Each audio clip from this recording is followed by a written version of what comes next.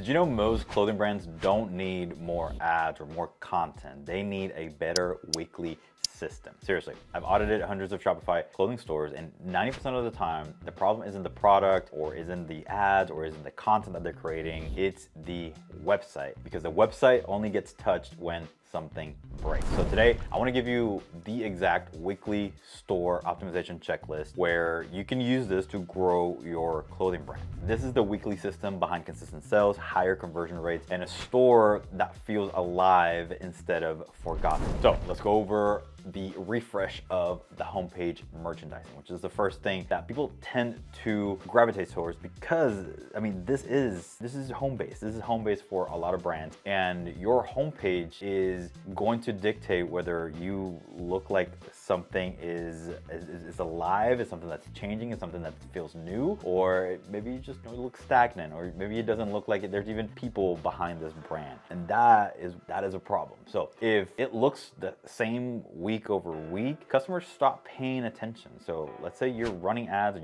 with maybe some of the same people, and they're going to the homepage and they're seeing the same thing over and over and over. That's going to be a problem. So my recommendation for here on the actual homepage is and again, we're talking about a weekly basis, and obviously it depends on the type of business that you have, but I will dare to say that you probably have enough product within your store that in a weekly basis, you could rotate that hero banner to showcase something new, something different, a different angle, testing different copy for that hero banner section. So it's not about, oh, I don't have any new drops happening, or I only, have a summer drop and a fall drop, and that's about it, and like I don't have any new content. Stop it. Yes, you do. Each of those drops have, I'm guessing, hopefully, 5-10 different products. Like that gives you enough content to do multiple things week over week. So one of the easiest things that you can do, and one of the biggest indicators whether a store looks new or looks refreshed, is updating the hero banner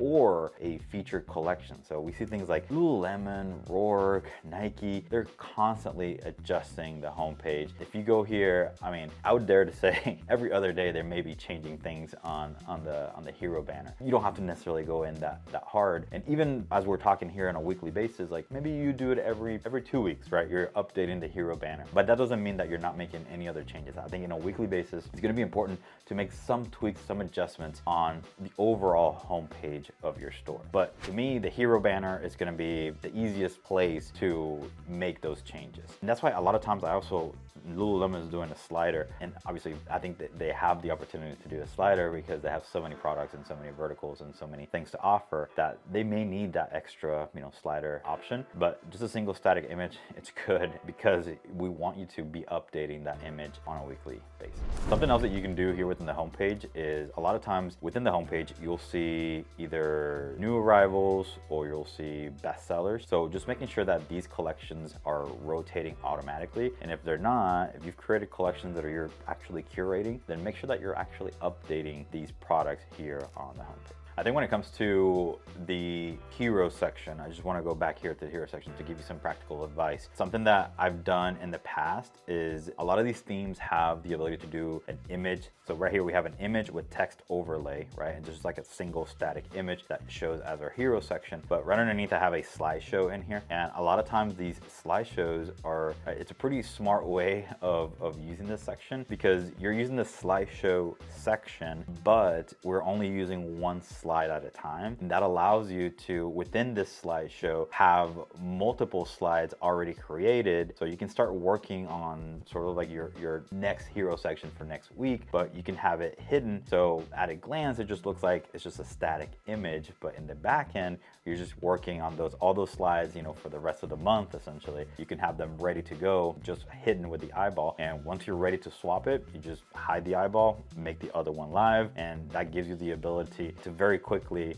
still work on your current live theme and have multiple of these. It could be working on multiple of these throughout the month. Now, when it comes to that section, right, where it usually has products, let me just see. Okay, so for us, like just to show you an example, we have a bestsellers and we have new arrivals all included within this section. And if we see here, let me find the actual collection. Okay, so for us, we've actually created created a bestseller section, and we also created a new arrivals collection. So if we go and if we click edit, just so I can show you what that would look like for you if you wanted to create something like this, you could do it this way. So all we've done really here is we call it bestsellers, and then under the conditions is just the type of product is equal to a digital product. For you, if you want to include every single product on your store, what you can do is product price is more than 0, and that makes sure that as long as your product has the pricing set, then they will show here automatically. So if you have a lot and tons of product, that may not make sense, but it's the easiest way to create a very simple collection. And then after the collection is done, you may have to refresh and then come back here, and this will give you the opportunity to sort the products. So this is where you sort by best selling, or you can duplicate this collection and then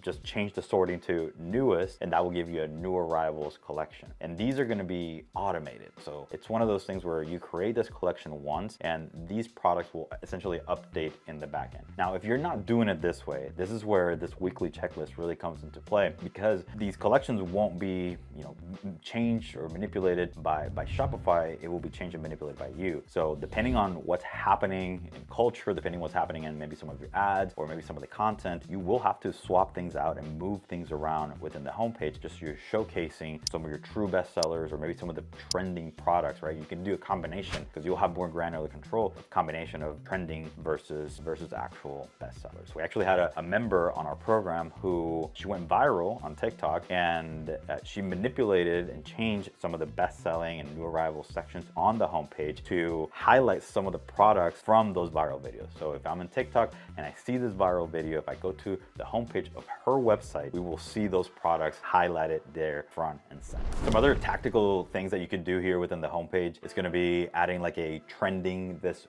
week. You could even put this week's date. And again, if this is something that you're not going to be able to keep up, then don't do this. But trending this week with the actual weekday listed in there, it's again just a great psychological way of letting the customer know that this website is current, it's up to date, and is being curated by the owners.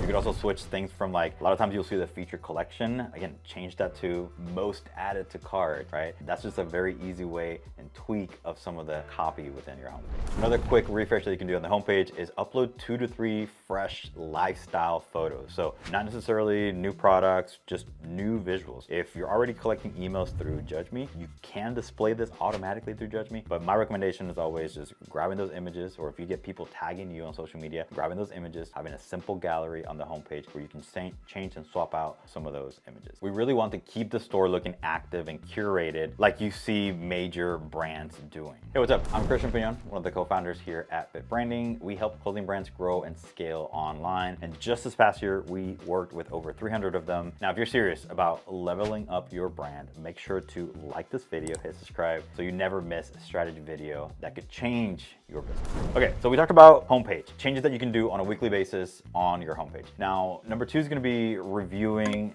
just the analytics snapshot. This should take you no more than 10 minutes. There's no overthinking here. It's not a deep dive. This is just your health dashboard. And here are some of the things that I personally check on a weekly basis. Okay, first off, we want to go to our analytics, and then in here, right there towards the top, we just want to do last 7 days. Just make sure that you're consistent on what day of the week you're actually checking this. Then you do last 7 days, and this will give you, again, just a snapshot of what happened last week on your store. Now, in terms of what I truly want to know, obviously, sales is good to know. You should already know, some of those things, maybe even on a daily basis. But on a weekly basis, what I really want to know is how many people came to my store. So sessions over time. I want to see how I'm doing there. Were there any spikes? And it looks like for us, October 30th, there was a nice little spike there. I'll try to investigate a little bit too into why that happened, or what, maybe it was something that we posted on Instagram. Maybe it was something that we did on YouTube. It truly depends, right? So it's always good to see those little spikes in traffic and try to dig a little bit deeper and just to kind of see what's going on. But again, just looking at sessions over time, I think it's super important. And then I like to look at, conversion rate, but really what we're looking at is just the conversion rate break breakdown. So out of the 815 sessions, how many of them actually added to cart, how many of them reached checkout, and how many of them actually completed. So this whole funnel right here is something that I heavily look into for all my clothing brands. Now, a lot of times where I try to, and you got to look at it this way, right? We're looking at really the things that we can control, right, as a business owner. And that add to cart rate is probably one of the biggest ones that we can control. A lot of times people concentrate on that, oh, I only have 1.6% conversion rate, right? From reach checkout to actual conversion, there's really very minimal things that we can change there. But on the, when someone lands to when they add to cart, that's where we really can work in a lot of our magic and try to convince people, right, to at least go ahead and add to cart. So this is almost like a 2% add to cart rate, somewhat low than what I would want to see this. This may indicate that, yeah, there may be the traffic that's coming in may not be the best traffic, or maybe the product that we have here may not be resonating with the type of audience that we brought in for that particular week. So that add to cart rate, really, what I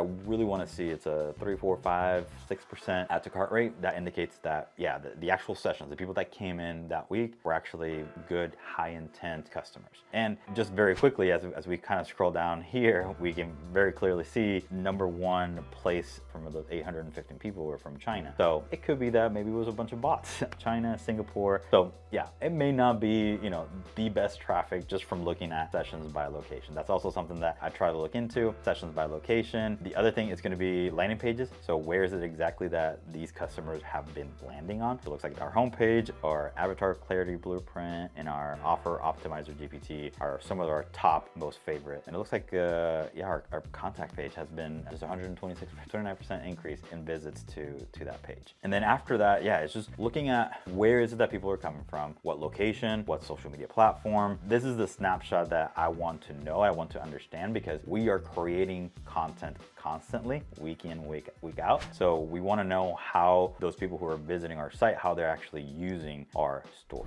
Something that I also wanted to mention on the analytics, I would say to always do the compare to previous period, because now you're actually comparing last 7 days versus the previous 7 days before that. And that will really give you a week over week analysis of what's actually happening within your store, which would be the right way to kind of look at this dashboard. And a couple things. Obviously, one of the main things that you want to go back to is going to be your conversion rate, right? If conversion rate is down, but traffic is up, then there's usually something within the website. Again, this is not black and white. Now, if a conversion is strong, but traffic is down, usually it has to do with content and ads. And if you have a very low add to cart rate, like we kind of see here within that 2%, it may be a product positioning, or it could be a pricing issue as well. Now, if you have high add to cart rates and low checkout, again, majority of the time it's going to be either shipping, they didn't like the way that shipping is set up, or there may be some kind of trust issue. Maybe you don't have returns available, you know, for them. That will be a big trust issue for me if I were buying clothing and I couldn't return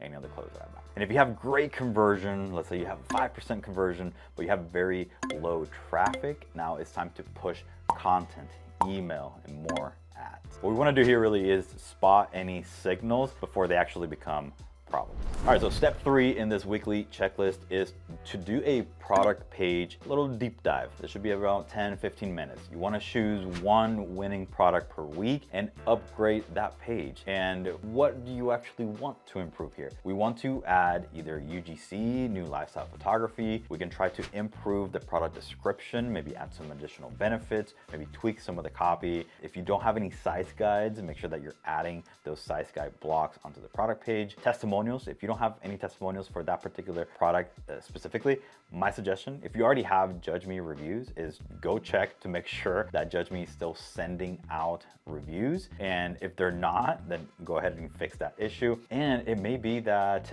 Judge Me, you know, by default, it automatically sends some of these testimonial reviews, but you may be able to, again, this is we're on a weekly basis. If you see an order that came through, maybe they actually ordered a bunch of different stuff, so it was a pretty big order, or someone that you've noticed that they've ordered multiple times, maybe it's time to write them a personalized, heartfelt note, thanking them for their business. No automation, no nothing, just you typing and thanking them for being part of this journey with you, and asking them for a review, asking them for a testimonial. I think that a lot of times goes a long ways better than getting some automated requests for reviews. So just doing that little thing right there will probably exponentially get you more testimonials and more reviews to your store. Something that I like to do is, if that particular week, for example, like if our avatar clarity blueprint out of the blue this week is kind of like it just kind of blew up and we got a bunch of traffic to it, then it's like, okay, let's maybe it's time to look into that particular page and see what things we can add, we can fix, and we can move forward within this page. Again,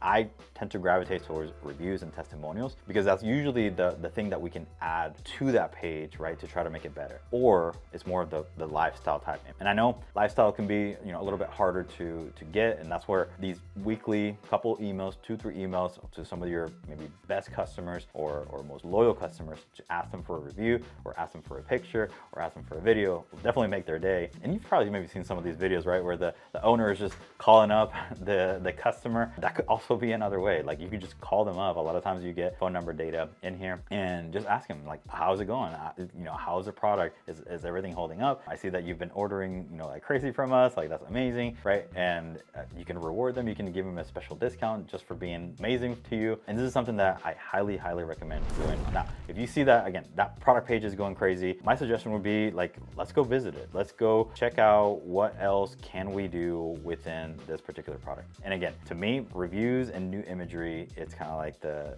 given. But as you can see here, obviously, even within this product page, ooh, actually I see, never mind. Yeah, no, that's good. I thought we had 2 review sections in here, but that's good. If this was a product page template for a clothing brand, this is where, okay, maybe I'm looking also at the you may also like. Do these items in here match, you know, the vibe and, you know, what I want them to see after seeing this particular product? If your answer is no, then in order to change that you may also like, the place that you will have to go is you will have to go to your apps, and then you'll have to find search and discovery. And if you don't have search and discovery, just go ahead and download it. It's a Shopify app. It's free. It gives you some additional features that Shopify just doesn't do out the gate. So when we click on search and discovery, we can click on recommendations, and then in here you will see 2 things: complementary products and related products. As you can see, for a majority of our products here on this store, and we don't have a whole lot of products, it's the exact same products. Sometimes I may, you know, tweak or change 1 or 2 times, but if you want it to be more granular and more specific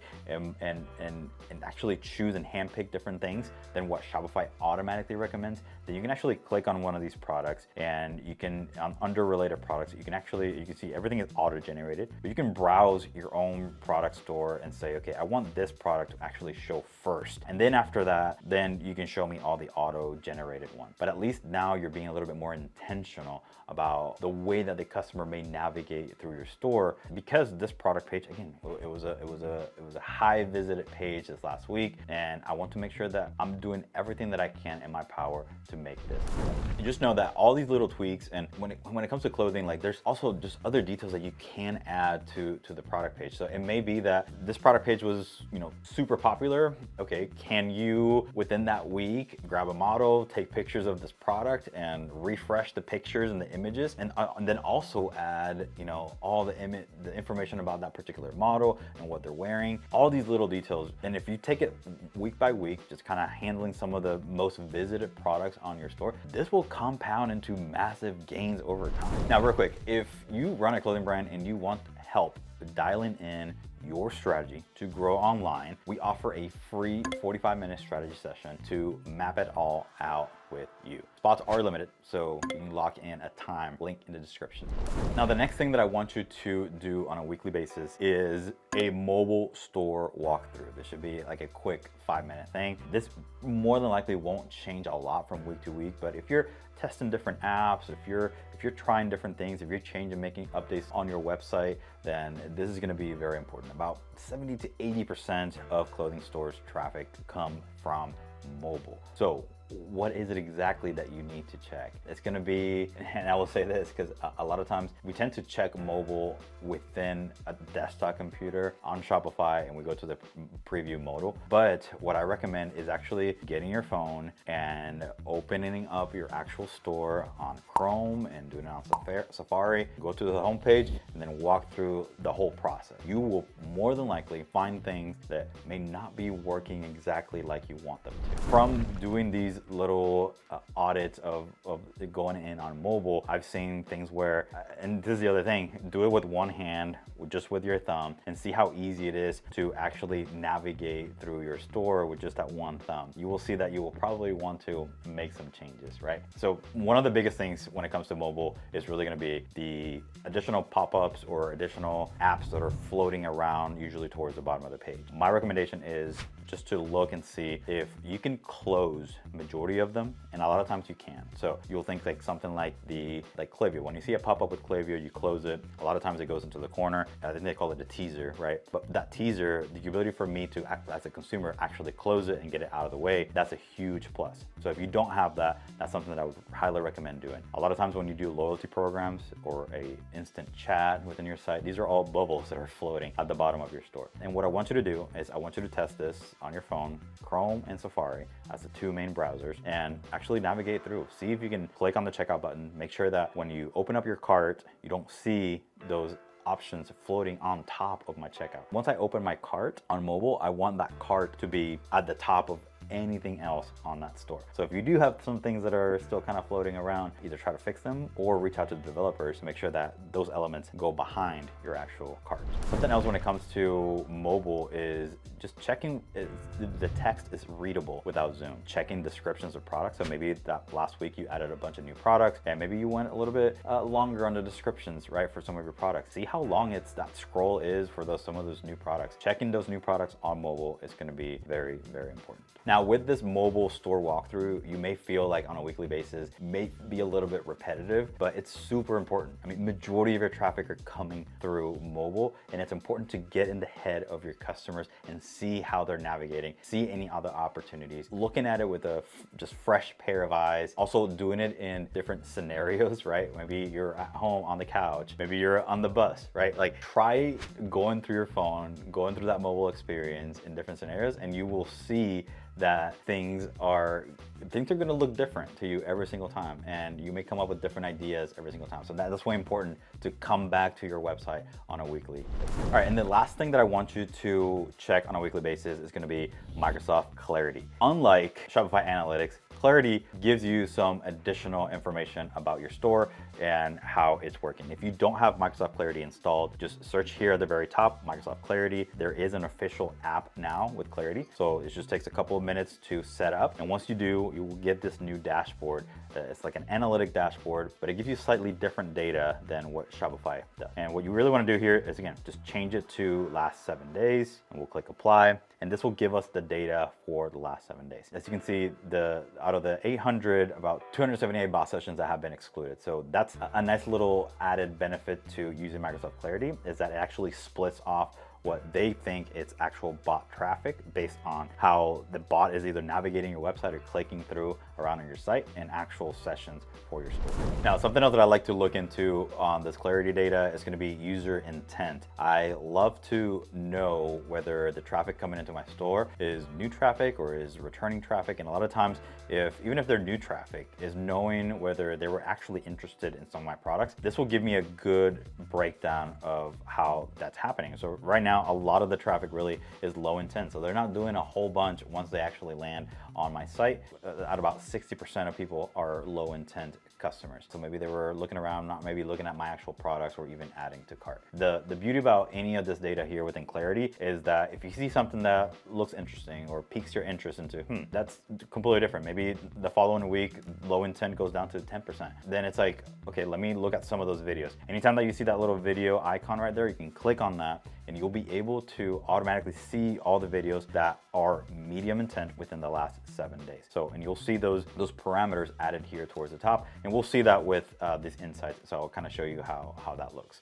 So with the insights, these are the ones that, I definitely recommend coming here and looking at this, because these are the 4 metrics that Clarity automatically tracks for you. So rage clicks is going to be whether a customer is clicking insanely fast into the same spot and nothing is happening, nothing is loading, nothing is moving. So we have 0 sessions that happen, which is great. Dead clicks is a customer clicked on something and just one time, right? Maybe and nothing happened. There was just nothing there. So dead clicks and rage clicks somewhat similar, but a dead click a lot of times, and what I recommend is just go watch the videos. Because a lot of times it may be on mobile, they were clicking and then scrolling. So that's considered a dead click because they tapped on the screen, right? But it's not technically a dead click, right? A dead click is really gonna be they add to cart and then nothing happens. Or they go to checkout and like that's a big problem. And we wanna make sure that we're addressing how that's looking on the site. Excessive scrolling, if the customer is just scrolling without doing any sort of action, then that also gives you some really good data. And lastly, quick backs. Quick backs usually happen when I'm in a collection page and then I click on a product and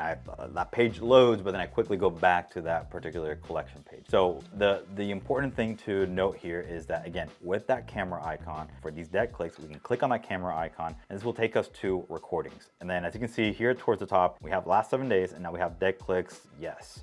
Right, so then that gives us this full list of videos or recording sessions that happen that meet that criteria. So each of these cards is a different session from one of our customers. So you can actually click on each of these sessions and then replay how the customer navigated through your site. As you can see highlighted here towards the end, there is that dead click. So we can actually scroll down here towards that area and try to determine what happened. So yeah, it looks like the customer is trying to click on the logo of some of our work to try to open it into a new page, but that doesn't work. So that's something that, yeah, we should probably definitely want to fix on this particular page here on our site. And as you can see, that right there, like we're designing this, right? And we see that little plus sign, it's like, yeah, that's clear enough. You just click on the plus sign and then it opens the new, but no, some people, they like to click on the full image. So can we make the full image, the full card there clickable? Yes, we probably can. So that's why it's important to watch these recordings and see what's happening so you can try to get inside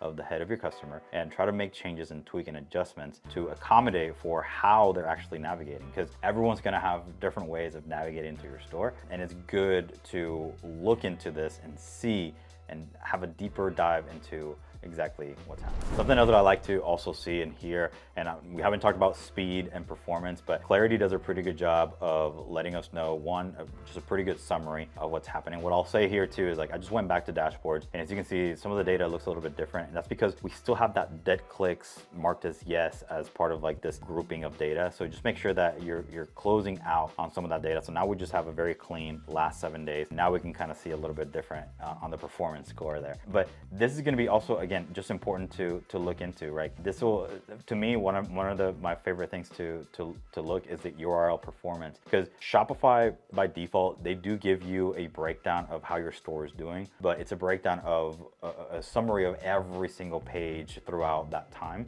But with this, we can do last 7 days and we can see scores low to high. So, and this will give us individual pages that are maybe loading a little bit slower than we want them. So we can see here the contact page, this other page, our home page is not the best. But as you can see, like if I were to go into one of our product, like our product pages look like they're doing amazing in terms of speed score. So my suggestion here would be, let's look at some of the videos on some of the pages that are performing slower than normal, and then watch the videos, see if you see any opportunities, and then go back to the actual theme editor and see, okay, is there any change that we can make to this contact page to make it load faster? Maybe we have some additional apps or things running there in the back end that don't need to be running. But to be honest, a lot of times when it comes to speed and performance, it's hard to pinpoint exactly what's the issue within there. And even if you do pinpoint an issue, a lot of times because we're using a Shopify platform, because we're using a theme, because we have to use certain apps, our hands are kind of tied, right? So there's not going to be much that you'll be able to fix,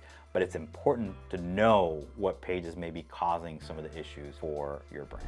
Do this every single week and your store becomes a conversion machine, not just a digital business card. Most brands aren't struggling with traffic, they're struggling with website habits and making that just 1% incrementally better. So imagine what can happen, right? When you do this every single week for 2-3 months, your brand becomes sharper, your store feels more premium, your conversion rate climbs naturally. And as always, if you enjoyed this video, just let me know in the comments. Let me know like, hey Christian, this weekly checklist was great and this is amazing. Now give me more and I'll give you more. This is the next video here that you need to watch.